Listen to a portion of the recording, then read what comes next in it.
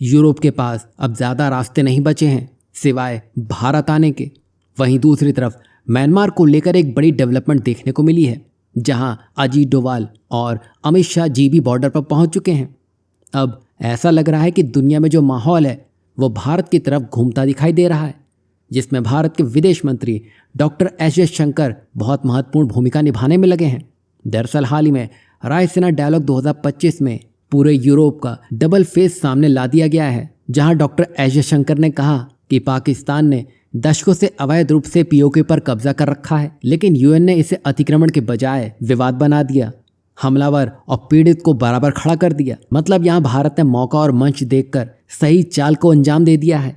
नतीजा क्या हुआ? अब यूरोप भारत पर ही टकटकी लगाए देख रहा है। दरअसल भारत को सालों तक लटकाए रखने के बाद आज यूरोप खुद इसके लिए बेकरार बैठा है। दरअसल भारत की बढ़ती आर्थिक ताकत और वैश्विक प्रभाव यूरोप शायद पचा नहीं पा रहा है। बता दें कि पिछले 9 साल पहले यूरोप ने भारत की फ्री ट्रेड एग्रीमेंट की पहल को गंभीरता से नहीं लिया, बल्कि इसके लिए सख्त शर्त रख दी और बातचीत को ही रोक दिया गया।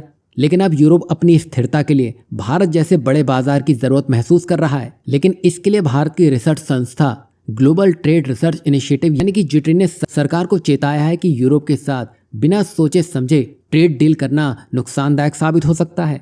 बता दें कि यूरोप अक्सर भारतीय प्रोडक्ट्स खासकर दवाओं और मेडिकल डिवाइसेस पर सख्त नियम और अतिरिक्त टैक्स लगा देता है। इसलिए जिट्री ने सुझाव दिया है कि भारत टैक्स के बदले टैक्स की नीति अपनाए। अगर यूरोप टैक्स बढ़ाता है तो भारत को भी उसी अनुपात में जवाब देना होगा।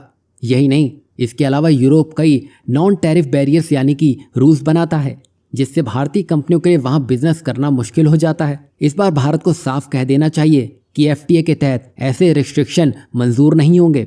अगर यूरोपियन कंपनियों को भारत में खुली पहुंच मिले तो भारतीय कंपनियों को भी वही अधिकार यूरोप में मिलने चाहिए। अब हालात बदल चुके हैं। आज पूरे यूरोप की भारत की ज्यादा जरूरत है। भारत दुनिया की 5वीं सबसे बड़ी अर्थव्यवस्था है और तेजी से बढ़ भी रहा है। अगर एफटीए भारत के हित में होगा तो फायदेमंद रहेगा, वरना भारत के पास दूसरे विकल्प मौजूद हैं। यहाँ भारत को स्मार्टली मूव चलते हुए अपने इंटरेस्ट को पहले ध्यान में रखना चाहिए। ये नहीं कि यूरोप है तो भारत को आंख बंद करके किसी भी डील में साइन कर देना चाहिए। यहाँ आपको क्या लगता है? भारत को यूरोप से पुराना हिसाब अब पूरा कर लेना चाहिए? वहीं दूसरी तरफ म्यांमार से एक बड़ी अपडेट सामने निकल के आ रही है। बता दें कि भारत ने म्यांमार बॉर्डर पर फ्री मूवमेंट रिजिम यानी कि एफएमआर खत्म करने का फैसला लिया है। इसके तहत पहले बिना वीजा के 10 किलोमीटर तक लोगों को आवाजाही की अनुमति थी, लेकिन सुरक्षा कारणों से यह बंद कर दिया गया है। अब इसका सीधा असर मिजोरम और पूर्वोत्तर पर पड़ा है, खासकर मिजो समुदाय जो पारिवारिक और सांस्कृतिक रिश्तों में बाधा महसूस कर रहे हैं। बताते कि मिजोरम में यांग मिजो एसोसिएशन यानी कि YMA ने गृह मंत्री अमित शाह जी को मेमोरेंडम सौंपकर कुछ अहम मांगे रखी है, जिसमें सीमा पर बाड़ न लगाना ताकि लोग अपने रिश्तेदारों से मिल सकें। वहीं फ्री मूवमेंट रिजिम यानी कि FMR बहाल हो और म्यांमार से आए शरणार्थियों को विशेष सहायता मिल सके।